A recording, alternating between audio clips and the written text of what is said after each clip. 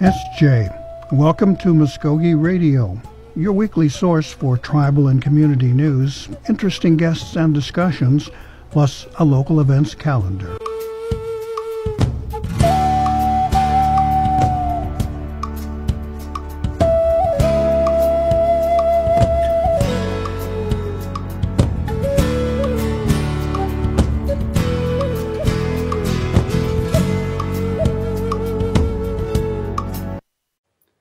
Okay, welcome today to Mvskoke Media's Livewire. Today we're going to be talking with the manager of the Mvskoke Nation Election Board, Nelson Harjo Jr., about how the pandemic has affected this year's election, if there's going to be any changes to the process. Also, the Carter Center released its report on the 2019 election. We're going to talk about that a little bit and maybe if there's going to be changes associated with that report. So first off, I guess the question that I had would be, what's the game plan this year as far as the pandemic and the process of citizens voting? Are there going to be more opportunities to do absentee voting, or has there been any changes, I guess, from the last election?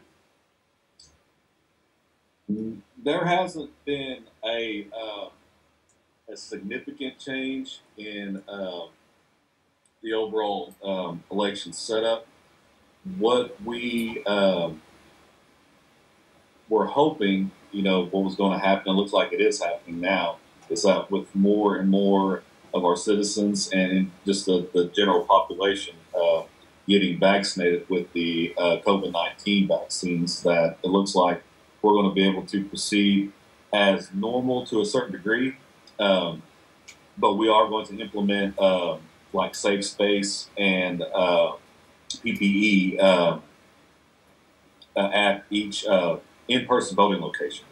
So we'll still have the 2 days of early voting on the Wednesday and Thursday prior to this year's elections, which I believe that will be September 15th and 16th. It will still be at the four locations of Okmulgee, Eufaula, Okemah, and Tulsa community centers. And of course, we will have the 18 voting locations on election day. Absentee voting is still available. I believe we mailed out absentee ballot request forms to all 17,900 something odd voters that we have back in February, in the hopes that we can get, if people were planning on voting by mail, that they could send those in, and we could get all this process well ahead of time if there was going to be a big influx of those mail-in requests.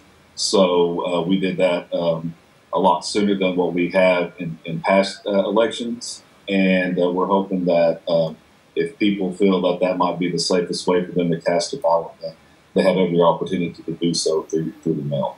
I see. And so, there's a lot of hope that we'll, over the summer, like you were saying, due to the vaccinations, that we won't have to be as rigid with the social distancing and everything maybe in the fall. But has there been any discussion within the election board about what if we have to go back to a really strict lockdown?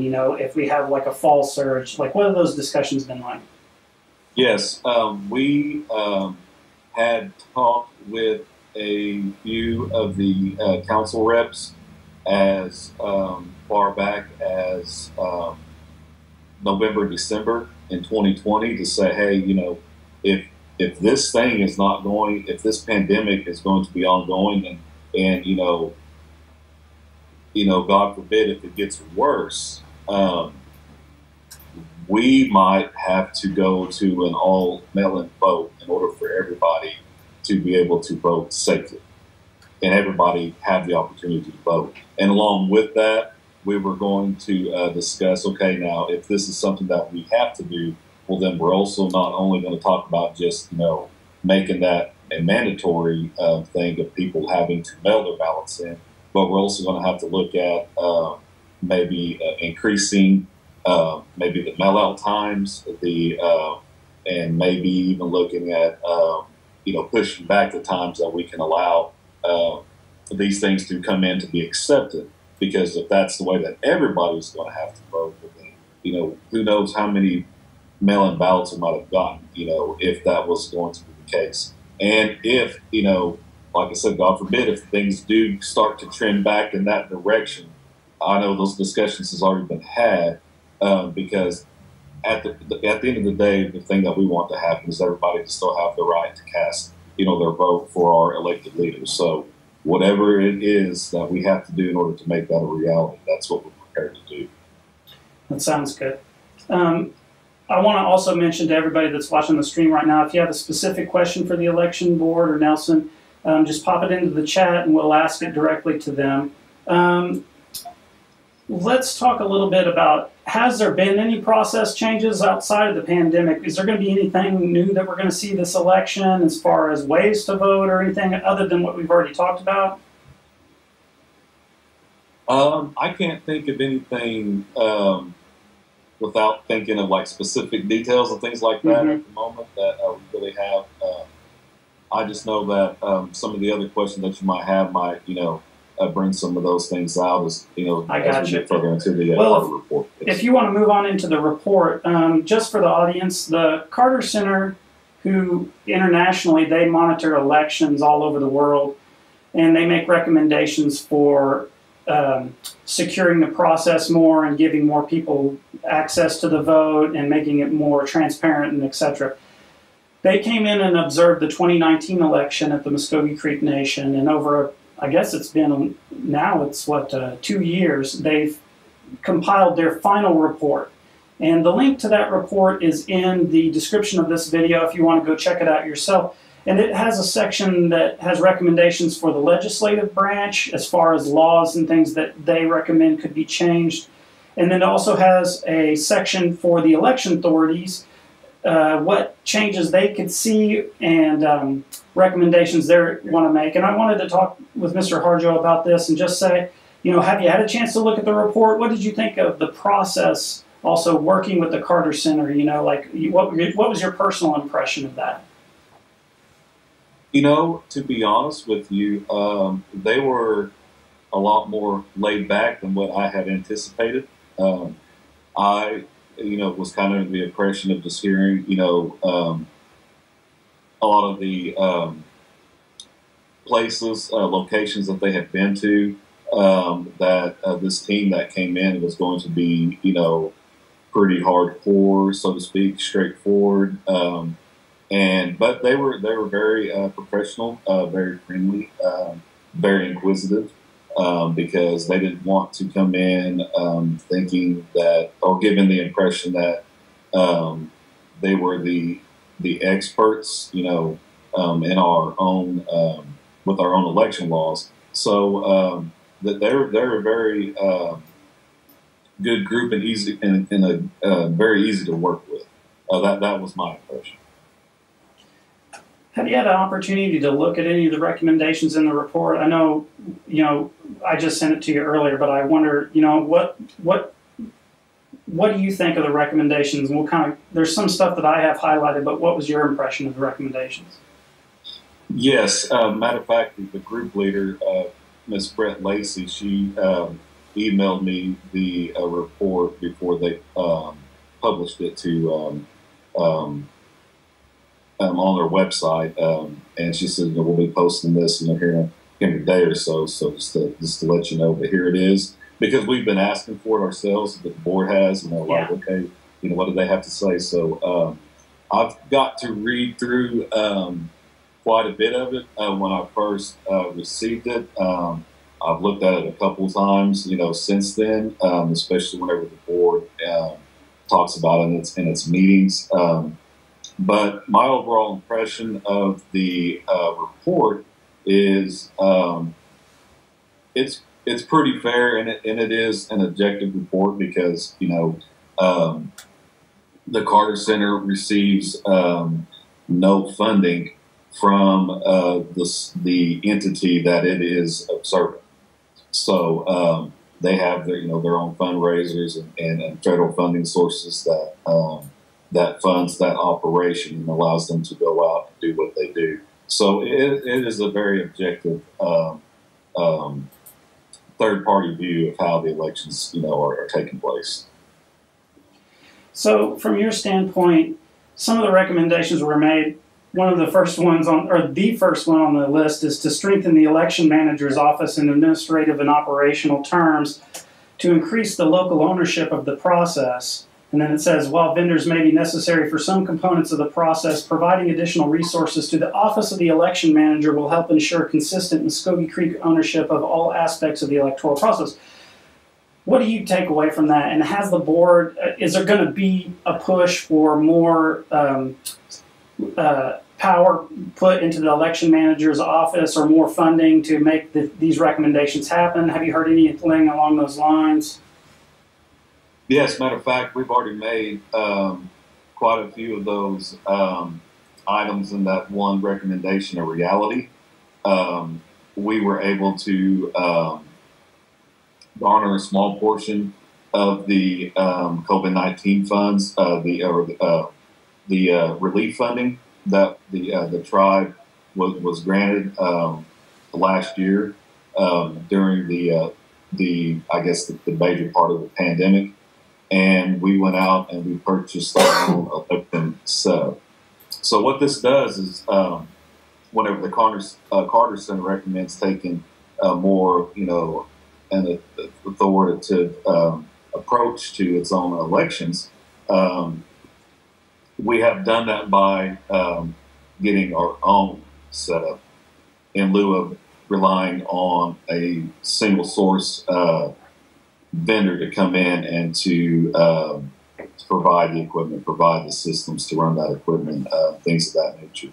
So we have our own equipment and our own setup in order to take charge of our own elections from the very beginning process all the way to the end of election night. So we've taken a big, major step in that regards. So for this election, are you guys going to be utilizing that stuff, that in-house stuff, in this election, or is it going to be for the next cycle?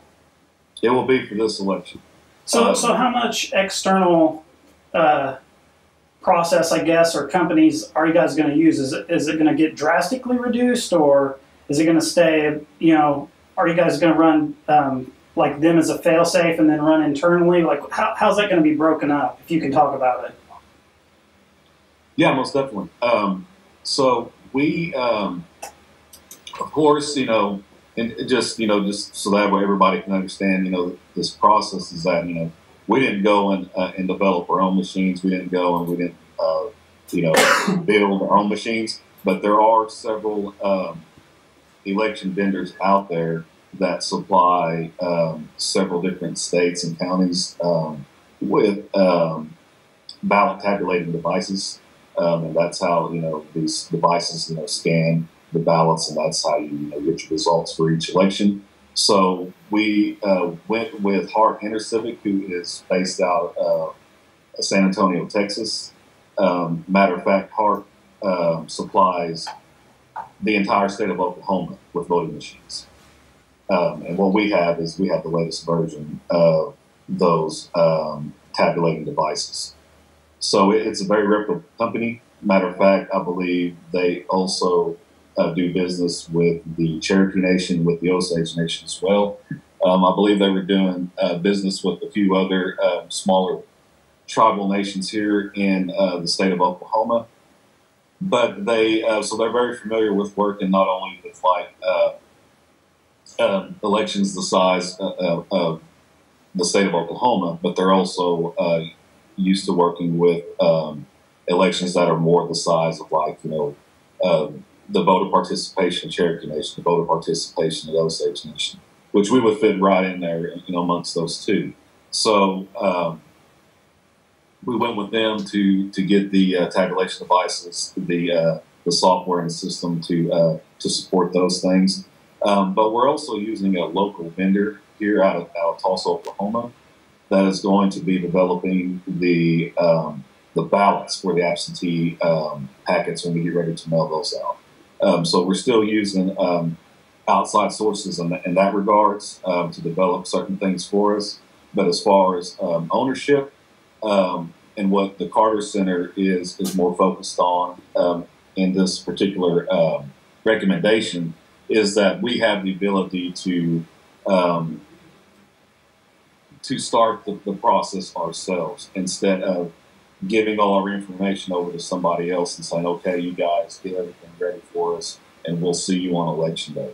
So now the election board can oversee the setup process, can oversee the election day processes, and can oversee the the reporting side at the end of election night, and then any other reports that we might generate from the election.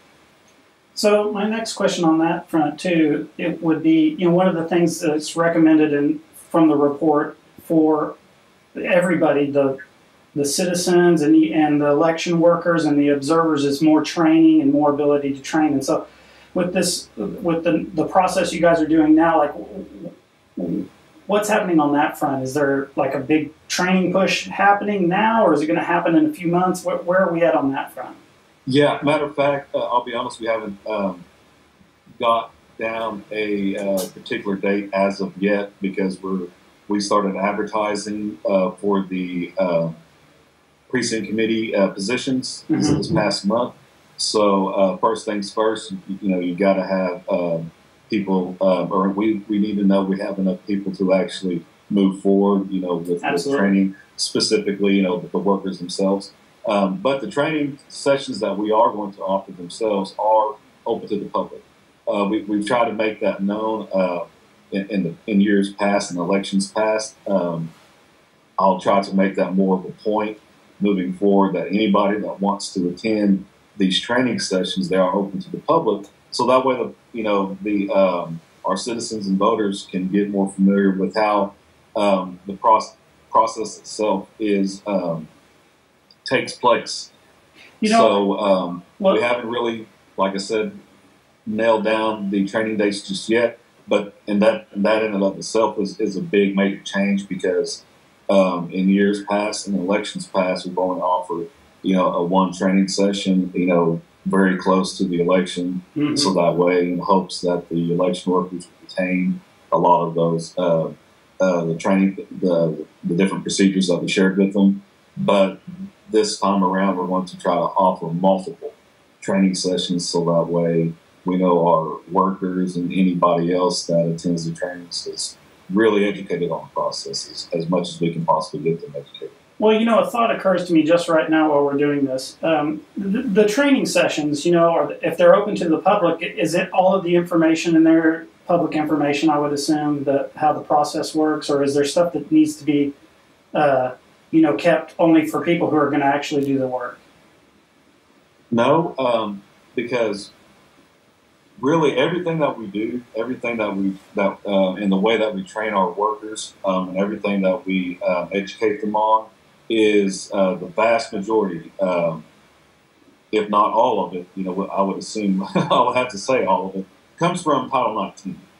So what we train our workers, in the way that, voters are supposed to present themselves. This is what you do after a voter presents themselves. All of those things are taken directly out of Title 19. What this does, the training session just kind of shows you how it happens in like a real scenario, instead of just trying to figure it out, as it's written on paper.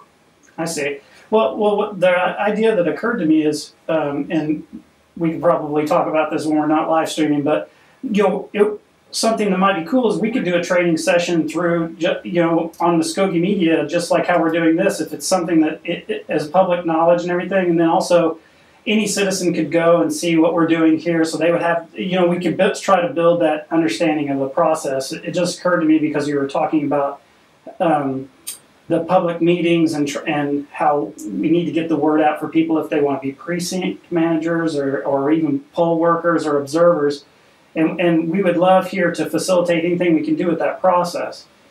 Moving on, one of the things that's on the recommendations for the election authorities is to increase voter and civic education, kind of like what we were talking about there.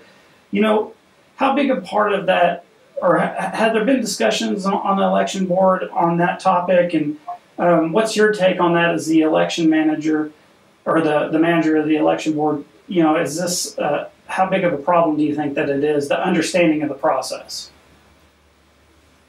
Well, I actually do believe that there needs to be more of an effort made to provide education when it comes to our voter registration process, our election processes, because there are, and I'm targeting our young people by saying this because I've talked with, just in passing, several of our younger citizens that, have no idea, about where they would even go to register to vote, or, where their nearest polling location is. So what we've done is, and trust me, COVID-19 really put a big damper on a lot of our plans over this past year. Is we were wanting to have more of a consistent presence in our different community centers and areas by establishing more voter outreach and voter registration drives in each of our community areas. And we were also looking forward to making, the trips to our citizens out of state.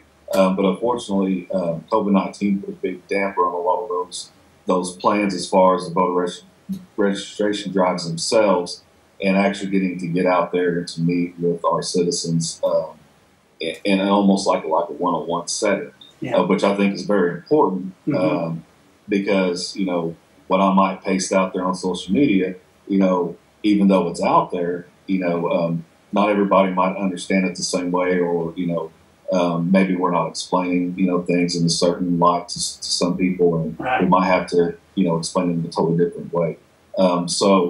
And not using that as an excuse for, in the future, but I just know for this past year, there was a lot of plans that I had talked with the board about that really just got kind of dampened because of this COVID-19.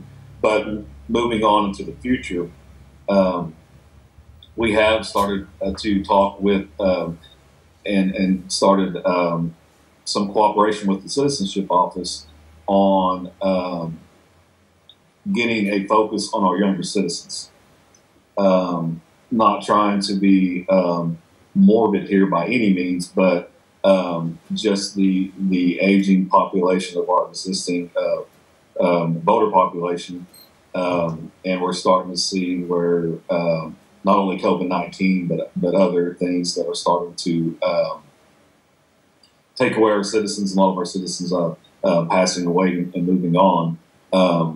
We're going to have to make sure we do what we can on our part to get our younger citizens more involved in our voting process and our registration process. So it's not a really one-size-catch-all approach, because if it was, we would already been doing that, and we would already be seeing success with those things. It's more going to take a holistic approach, not only from us, but also from the nation itself. And we've also found out that it's really a grassroots efforts too from leaders in their communities, because it's one thing for me to come down and preach to a person in Hannah, Oklahoma, the importance of voting, but it strikes a person different if it's one of their peers from that area as well. Because I can bring this and tell people the importance of voting out in Arizona and California, but if it's one of their fellow Californians or Arizonans that say, you know what, we really need to make more of an effort to be involved in this process, then, we could step in and say, yes, we're glad to hear that. Let's get to work and see what we can help you guys with and what questions we might be able to ask. Well, we're getting close to time for my Zoom meeting to run out, but I'm going to keep going. I want to keep going as long as we can. Do you have any concrete stuff that you guys have done, though, like as far as the outreach part, and you were talking specifically about the youth, like is there any concrete plans there, like what, or is this still in the planning stage? Really, to be honest, this is still in the planning stage. What makes life kind of difficult on us is because every other year, I'm looking at an election. At least myself, I'm looking at an election, and a lot of it too has to come down with what we're able to budget in order to do projects outside of taking care of the election itself. Because I'm having to budget for an election every single year, because that's just the way that the elections fall in. They fall in a different budget year every single year. So I'm always keeping my eye on, okay, with the resources that I do have, what can I do in order to devote so much to voter outreach, to voter education, or what am I going to have to use for the election itself? So those things we're still getting worked out on, but now that we've taken the big step of actually taking more of ownership of our own elections here, that just opens up the door for us to start focusing on all of the other items that we know that we have been needing to focus on for quite some time, and one of those is voter education and more of a presence out there with our citizens. Well, I want to thank you, just in case we get booted off, I just wanted to thank you for coming in today and doing this live stream with me. It's been a pleasure, and one of the things I'd like to do running up to the election is do more stuff with you and the election board about the voter education process, just like what we're talking about, because that's one of the things I'd like to see too, is more civic engagement throughout the tribe, all age groups really, but and focusing on the youth for sure. And the Carter Center report has a lot of good recommendations. Some of them, and if you got, again, if you're tuning in late, you can see the whole Carter Center report. The link to it is in the description of this video, and also a link to the election board's website. If you have any questions about this year's election, deadlines, how to file, etc., those things are all on the election board's website. So I just want to thank you, Nelson, for coming in, and I'm going to check and see if there is any more questions in here. There's a raucous discussion happening, but there's not. I don't see a lot of questions. Just want to tell the audience, we're going to keep going for a little bit longer. If you have specific questions for the election board, pop them into the chat, and we'll ask Nelson, and he'll answer as best he can. Personally, for you this year, one other thing. Last election, we had that one night where the results took a long time to get in. Do you think that's going to happen again? Are we going to see that long stretch again, or what's your prediction? Hope I don't get cut off here, because I'd really like to get this answer in here. So one of the things that we've been seeing over the past few elections is that there has been an increase and a steady increase of absentee voters. So one of the things that the election board is mandated to do is that they make sure that the signatures match on the person requesting a ballot and the actual ballot that is mailed back to the election office. So that review has to take place before those ballots can be organized and actually counted. So what has happened over the past few elections, as there has been that gradual increase, well, it's taken longer and longer to review those signatures, thereby pushing back the time that the election board can actually get to counting the absentee ballots, which, always makes that, the time factor is always against us, Yeah. So what we have done this year, what the election board has done this year, has introduced legislation to the National Council, which they will be voting on this Saturday, in order to allow the election board to review the signatures on the absentee ballot that are mailed back to us at least 3 days prior to the election. Oh, so that way we can get the review, the signature review process out of the way, and then on election day, it will be just simply a matter of gathering up all of the reviewed ballots and getting those ready to be counted.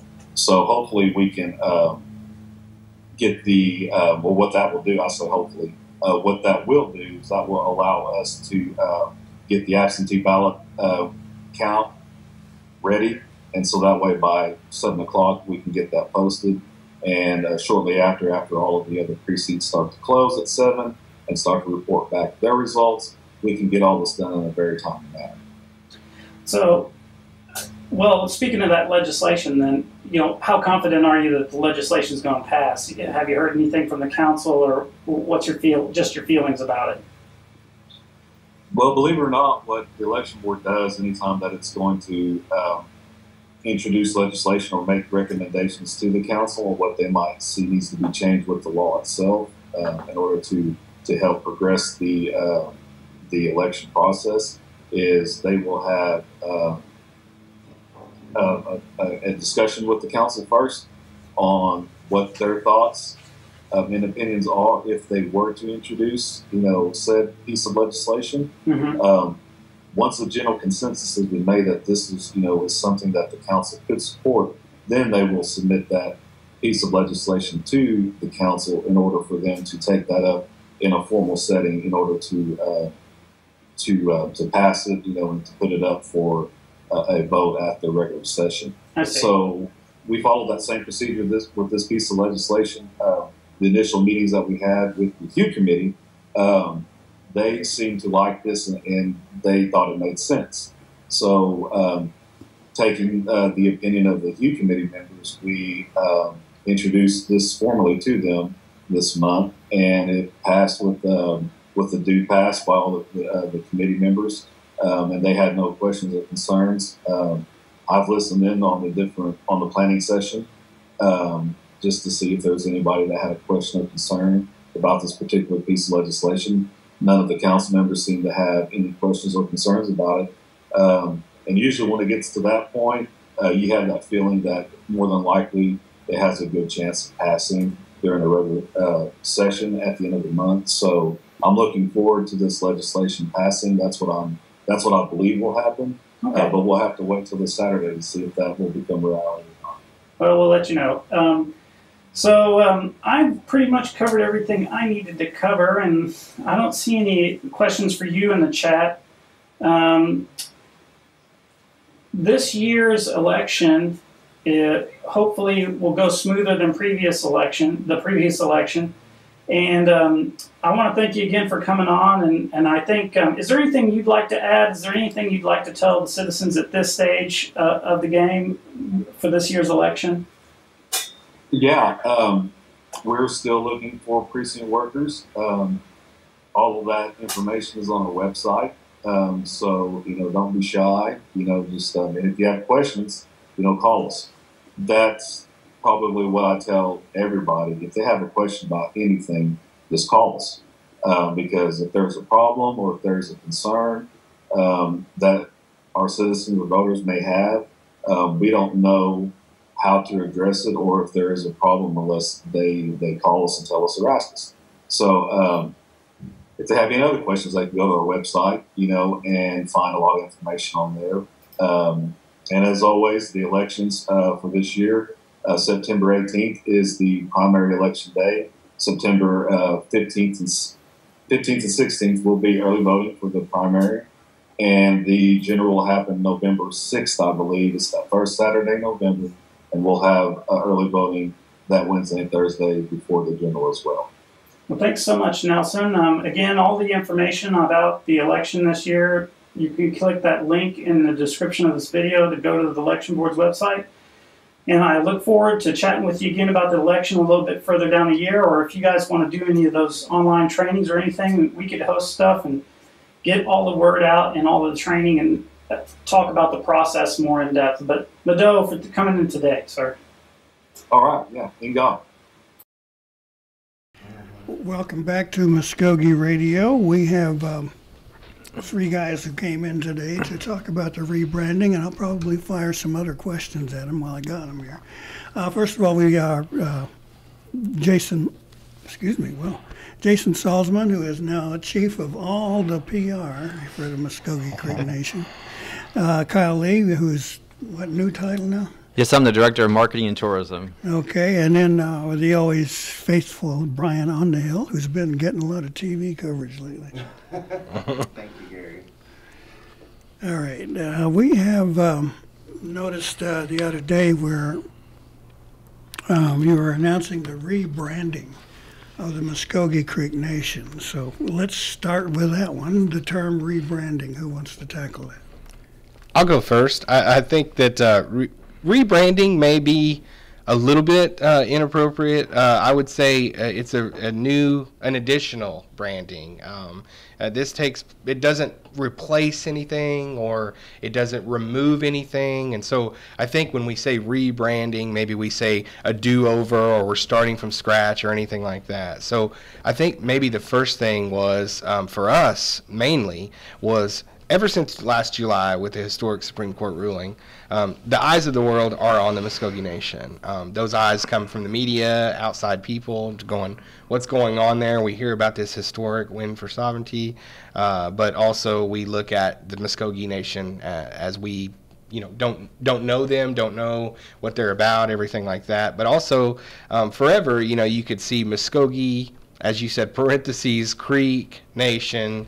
A lot of our history is who we are, actually, and that's Mvskoke people. We're not Creeks, we were just called that. And I think when the effort started for us to say, how are we going to look at this, and how are we going to respond to everyone looking at us, and maybe there being some confusion with, are they Mvskoke, are they Creek, what does that parentheses mean, how do you pronounce that, all kinds of questions. And really, just to bring clarity to some of the confusion, it was, let's call ourselves by our right name. We're the Mvskoke Nation.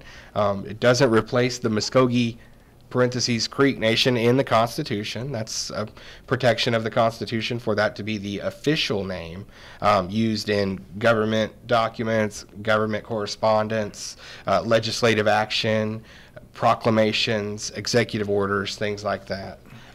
That will still be the place for the seal as well, which is also constitutionally protected. Both of those things, to change them or replace them, would require a referendum or a vote of the citizens. And we would never circumvent the citizens on a ginormous issue of a constitutional amendment. However, changing the fonts, making the colors look good, having a really fresh looking logo to where it identifies us and succinctly represents kind of what we're going for.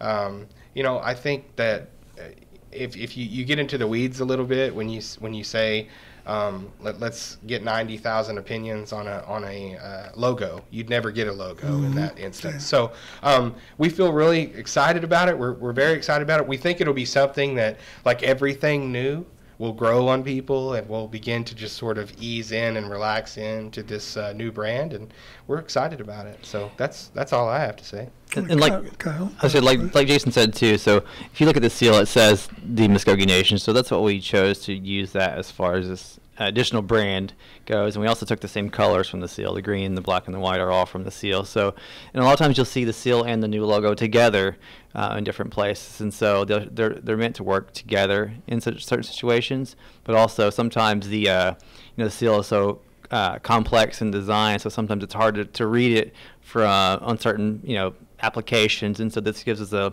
really simpler, cleaner, modern look we can use in stuff like apparel or advertising, and that way people can kind of see us in a modern way, because we want to be a progressive tribe that's looking to do things like everyone else is. Mm-hmm. Brian, your thoughts? Well, Kyle was just showing me some things on social media, and there's been some negative connotation with this, and especially with the news. And there's been some headlines saying things like, say goodbye to Mvskoke Creek Nation, or that we're dropping the creek. Our name is still officially the Mvskoke Creek Nation. Like both of them have been saying, this is just a marketing effort. It's a public relations outreach. We're just trying to show who we are, what we're about, and do it in a good way, a good, clean way, so that people can relate to it, especially our youth. I know a lot of them don't realize what that plow and the sheaf of wheat is, and not all of our people are Christian farmers. And we just wanted to do something that everybody could relate to, that really showed who we are as a people, and that we come together, we work together, and we want to just do good things together. I had a discussion with a former council member on a show a couple of years ago about changing the seal. And his thoughts were, essentially, he was saying it doesn't look Indian enough. You see a plow in a field and you think farmers. I see that. And he wanted to perhaps, feather or lance or something like that. Of course, that bill died in committee. But what it raised in my mind is, there could be a more simpler, stark, visible, perhaps symbol being used. If you want to replace the seal, go ahead. But somehow there's something you instantly recognize. Bang! It's like more stark and just whammo, hit you, and you know exactly what we're talking. Yeah. And that's what we're going for with absolutely. this logo. We chose to use the green, which is a prominent color in the seal. And green is like progress. It's renewal. It's something fresh. That's exactly what we were going for, something that's easily recognizable and memorable. And the best part is we do all of the things that you were talking about. That's right on. That's what we want to do. We do all of that while not shortchanging our culture and where we come from and our people, because as Brian said and just touched on a little bit there, he did incorporate those things, but he also took his motivation, which he always does so brilliantly, from Mississippian pottery, shell carvings, the things that we know are from not just our people and our past, but from the very essence of our ancient past. So the things that we can find that are dated further, ahead of us than anything else, is what he's getting his motivation from. So you couldn't get any more, cultural as far as in a primitive sense, from the fact that these are our earliest art. This is our earliest art, and now taking a modern flair and incorporating that, I think it's the coolest thing I've ever seen. And I'm just like so happy that we were able to incorporate the directions and the M, and everything just sort of flows. It's all in the video, by the way. And Brian did a great job, and Kyle did a great job, and really the whole team just kind of pulling in the right people at the right time to do this the right way. Speaking, go ahead, go. I was going to say, our department of marketing tourism is the new department as of this fiscal year, and one reason why our department was created was to do initiatives like this to make sure we're being wise with the tribe's money as far as advertising goes, and we're putting the right message out there. And so this is our first big initiative we're doing as a department to make sure that we're communicating the tribe properly to the public in ways that the whole world can understand, not just our citizens, but everyone. And that way, we have a design that we can be proud of as a citizen and as our nation, but also connect to the communities around us as well. I get the feel, and correct me if I'm wrong here, that since McGirt we've been sort of flexing more muscle, saying to the state of Oklahoma and the governor, hey, we're here. We have legally legal rights that bind everyone, including the governor. He's got to abide by it, and the feds, city of Tulsa. And it's sort of like a way of showing how strong we are by coming through with a more direct symbol of who we are. Now, I don't know, is that way off in left field, or anybody have any thoughts on that? No? Okay. No. All right, well, clunk, there goes that question. That's all right. No, it wasn't your fault, Gary. It's just... Occasionally I'll throw a clunker. No, I mean, we do want people to take us seriously, and I think this is part of, how we're presenting ourselves to the public. We want to make sure it is, in a modern way that makes us look like, that we're not just, sitting here doing nothing. We're going to, take advantage of, opportunities that come our way, and hopefully continue to grow as a nation. And we want, all of our citizens to be proud of this and be excited to wear this new, look on, whether it's a T-shirt or hat or whatever, and just and just embrace it, because we're really excited about it, and we're thankful that we get to be the group that helps make this happen. That's right. And a lot of it too is so practical in a sense, in the fact that we look at a lot of things around the nation that there's no uniformity. It's hard to sort of be under that one banner when you don't have a banner. I mean, we had the seal, but therein again lies some of the validity of what we're saying, in the fact that the seal is more incorporated and more tied to governmental business and that governmental feel, rather than a brand in itself. The Mvskoke Nation isn't all government. Sometimes it's advocacy. Sometimes it's service. Sometimes it's lending a helping hand, building roads, giving money to schools, all of that stuff. And that is part of our initiative to tell people who we really are, not just a government that is in Altmulgee and it just looks after its citizens and that's it. And that's part of the reason that we need to also have a face to the outside world, because they know who we are and what we do, but this just helps sort of kind of bring that into an audience that really doesn't know that yet.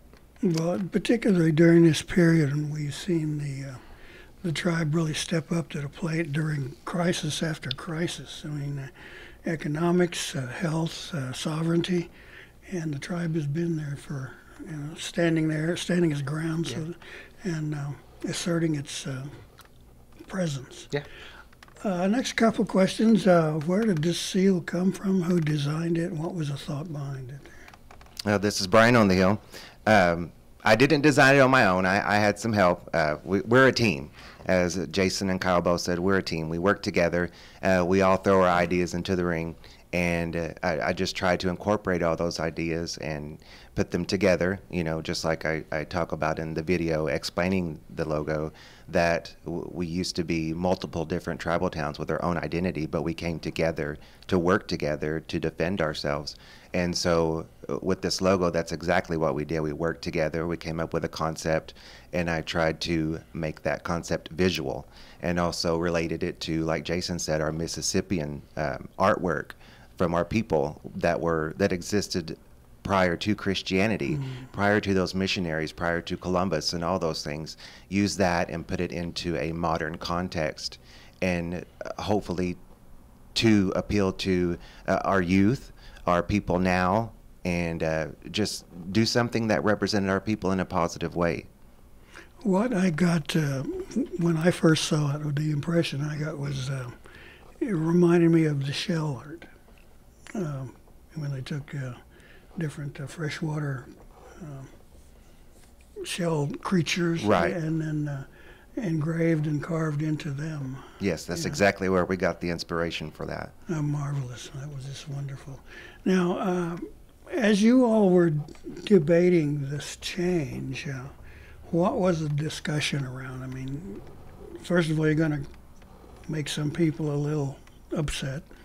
Others are going to say, it's about time. Others are going to say, how cool, we're far out, man. What went on at your design meetings? Well, being part of the tourism department, we do a lot of outreach. We go to or we attend consumer shows, and we create public awareness to people who might not know about us. And we try to push aspects of our tribe that might draw tourism.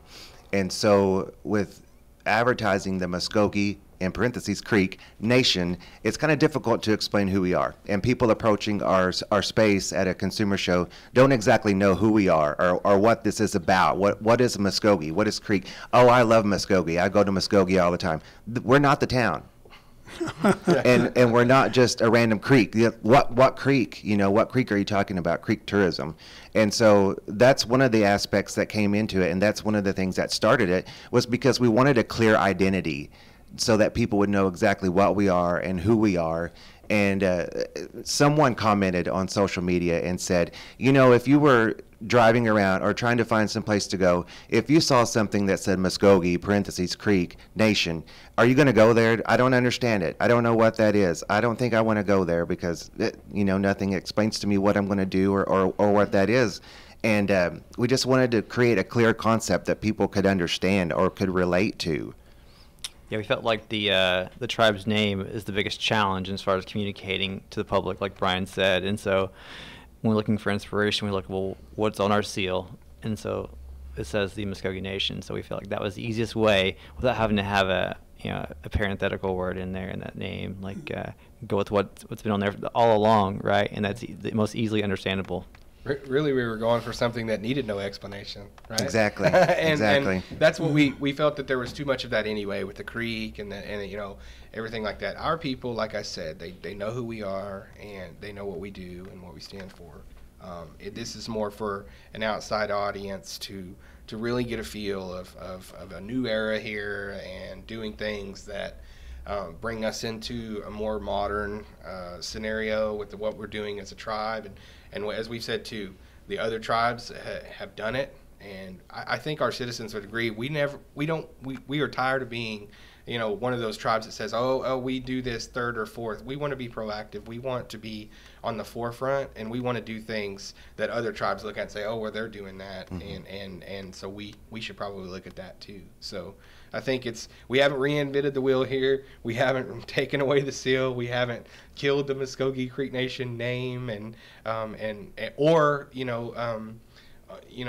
subverted citizens in an inflammatory way, not to cut them out or anything like that. But the nation does have a marketing department with marketing professionals that are Mvskoke citizens.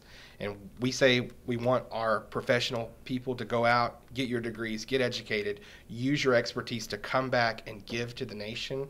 And so if we're going to do that, we're going to pay those people and we're going to have them as employees, let's let them do the job that we are paying them to do, and handle the marketing decisions and handle the logo decisions, and everybody, everybody is entitled to their opinion. That's another thing, but this is what we're going with as the brand, and we're really happy about it.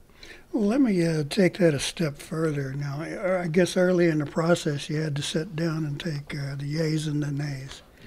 Yeah. What kind of negative reaction did you get? And was it citizens? Was it officials? Who, what, where, and when? Yeah, I mean, we had a team around this that. This is far from the first thing we looked at. Yes. What we ended up with. We had different design phases that we went through that, we were always, of course, showing our elected officials, showing different cabinet members, just kind of keeping people in the loop. Our Secretary of our Nation, that is, basically has these departments, and it's under her purview and direction. So definitely had her in as well, Ms. Tara Branson Thomas. But the chief of staff as well, and the chief of staff, she is good about sort of saying, well, what about this? What about this? And so that made it a process where we were really, it was a scrutiny of everything we were doing, every single thing that went into this. What we looked at the first one and we said, oh, how about we change that? And we finally, as you do in this process, carved and whittled and everything, and took every single suggestion that they had, and every sensitive suggestion too. There were some sensitivities that went into this. Are we being inclusive? Are we making sure that we're truly representing the whole of the Mvskoke Nation and the Confederacy and everything like that? And that's why there was so much of that explanation in the video as well. I really can't say that video enough because I thought it was perfect, and it feels like nobody's watching it. No, I'm just kidding. But at the moment, no. Yeah. But that's the thing is that, all of that sort of from that beginning process is what we ended up with. There was a lot of scrutiny from our side on everything that we did. Right, guys? I mean, yes. It was a long process. We started this, Kyle, like late last year. It's probably a 6-month process. Right. I want to say like maybe September or October. Yes. The new material, the new designs. You've mentioned a few of the usual items like T-shirts and probably banners and things, but legally it will not be replacing what we've got now, correct? For our people here, for the state, and for the feds. Correct. Right. This is a marketing thing. It's not a legislative thing. Yeah. It's not an official capacity, anything like that. This is, like I said, this is a brand. It's an addition. It's sort of another tool in our belt type of thing, rather than we're taking a tool out and putting a new tool in. And we're not doing anything out of the ordinary. Yeah. We're following in the footsteps of some really great examples like the Choctaws and the Cherokees, who have created their piece of branding aside from the official name of their tribe.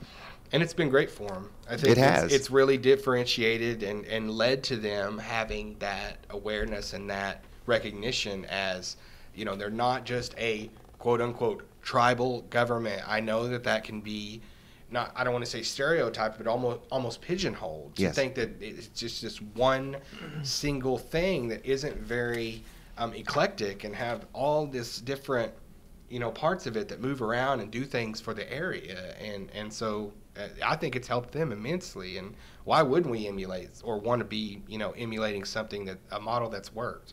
And Jason talked a little bit about consistency earlier. So one thing that we did with that too is our website's now MvskokeNation.com to reflect that consistency with the naming that we're using. MCN-NSN.gov is it's a mouthful sometimes to say. And so, that's one thing that launched this week as well. So we're just trying to make it where we're, easily findable, and people know what to call us, know what to say, and they know if they're, to look for Mvskoke Nation for anything related to the nation. Okay, speaking findable there. Yeah. You mentioned the video a couple of times. Where would people find that? It's on Vimeo, Vimeo.com. That's sort of similar to YouTube, but it's more for like corporate or I guess you could say more professional type of. It's more professional, I guess you could say, or corporate YouTube. But Vimeo.com, we actually have a new page, and you can look up there on the Mvskoke Nation and see our page, and those videos are there. But it's also right now, the video is on Mvskoke Nation's Facebook page as well, too. Now, if someone was interested in obtaining some item with this new logo on it, what kind of things have you got in mind? Yeah, so right now we have T-shirts. We have some masks that we bought for employees only right now, but we could look at getting some of those for the public. We've got some caps on the way, as well as a few other promotional items. So throughout the year, we'll have more and more, and you can just contact anyone in marketing and tourism to reach out about purchasing those. You can reach out to me. My email is just kylelee@mvskokenation.com, and we'll keep everyone posted on social media what new items we get in. Okay, well, we got to wrap this up here, and let me slip this notice in, an important one actually. And there is now a call for submissions to Mvskoke Creek Nation High School Military Technical and College graduates for the June 1st edition. That's our special graduate edition, and if you want your picture and profile included, you have until May the 14th at 5 p.m.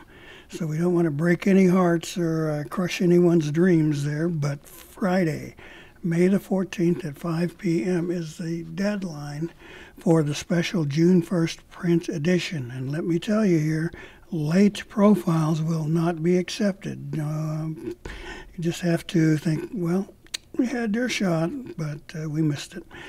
For more information, call 723-7720, and I'll let them know that you've got the material.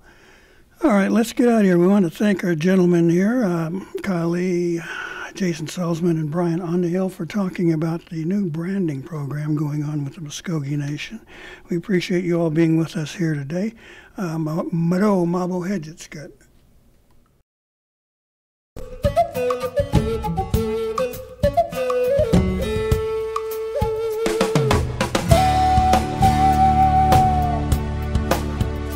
You've been listening to Mvskoke Radio.